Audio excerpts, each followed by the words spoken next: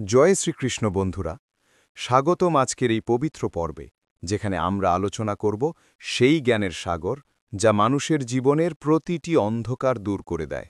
শ্রীমদ্ ভগবদ্গীতা। ভগবদ্গীতা শুধু একটি ধর্মগ্রন্থ নয়, এটি হল জীবন দর্শনের দিশারি, যেখানে হতাশা মুছে যায় আর হৃদয়ে জেগে ওঠে নতুন আশার আলো। গীতার সূচনা, অর্জুনের দ্বিধা। যুদ্ধক্ষেত্র কুরুক্ষেত্রের ময়দানে অর্জুন দাঁড়িয়ে আছে বিভ্রান্ত ও ভীত হয়ে। সে দেখে সামনে তার নিজের আত্মীয়, গুরু ও প্রিয়জনরা যুদ্ধের প্রস্তুতিতে ব্যস্ত।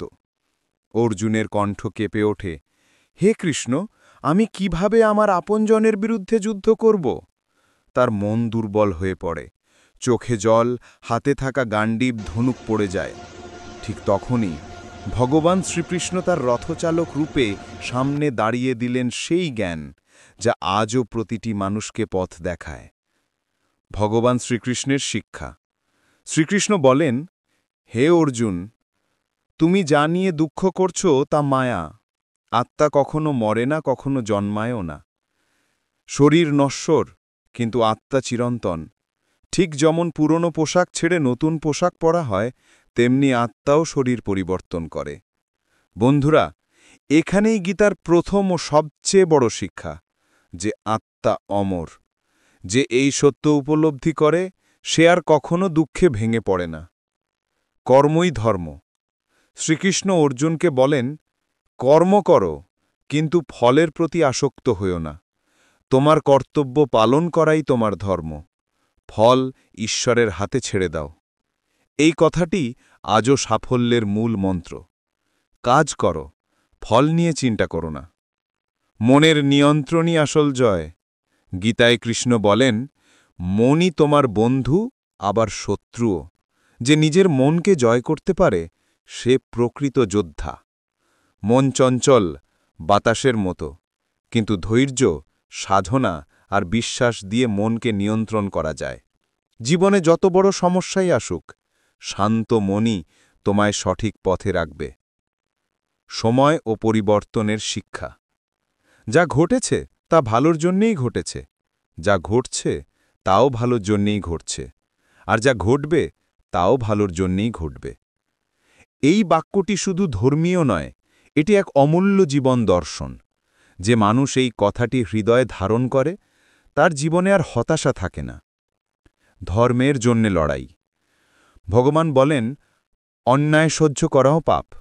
যেখানে অন্যায় চলছে, সেখানে নীরবতা মানে পাপের অংশীদার হওয়া।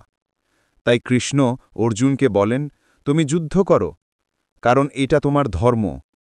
এখানে যুদ্ধ মানে শুধু অস্ত্রের নয়, জীবনের প্রতিটি অন্যায়, প্রতিটি দুর্বলতার বিরুদ্ধে লড়াই। সত্য ও অহংকারের কথা।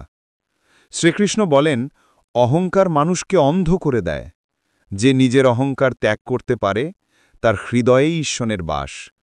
জীবনে যত বড়ই হও, কখনো ভগবানকে ভুলে যেও না, কারণ যিনি তোমাকে তুলে দেন, তিনিই চাইলে নিচেও নামাতে পারেন। ভালোবাসা ও সহানুভূতি। ভালোবাসা হল গীতার মূল সুর।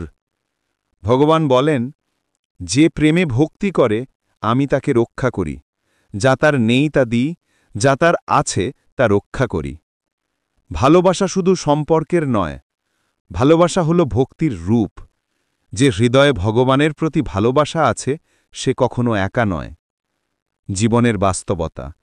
গীতায় শ্রীকৃষ্ণ বলেন, তুমি এসেছিলে একা, ফিরে যাবে একা। তাই এই পৃথিবীতে কাউকে হারিয়ে ভেঙে পড়ো না।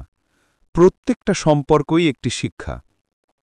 মানুষের মন সবসময় অশান্ত, কারণ সে কখনো বর্তমানকে উপভোগ করতে শেখেনি। অতীত নিয়ে দুঃখ, ভবিষ্যৎ নিয়ে চিন্তা, এটাই অশান্তির মূল কারণ। বর্তমানেই ঈশ্বরের উপস্থিতি। রাগ ও সন্দেহের ক্ষতি। রাগ হল নরকের দরজা।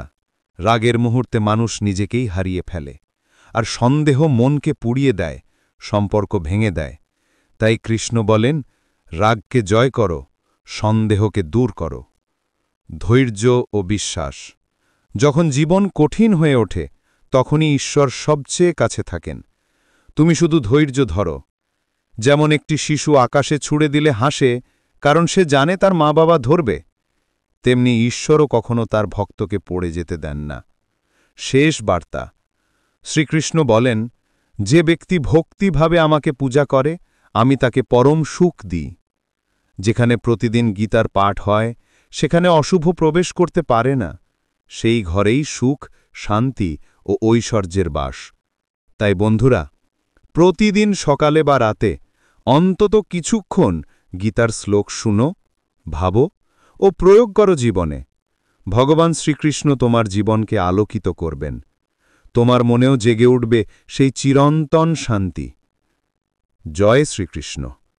ভিডিওটি ভালো লাগলে গীতার এই বার্তা সবাইকে জানাতে শেয়ার করো, চ্যানেলটি সাবস্ক্রাইব করো। আমরা প্রতি সপ্তাহে শ্রীকৃষ্ণের অমৃত বাণী নিয়ে হাজির হব।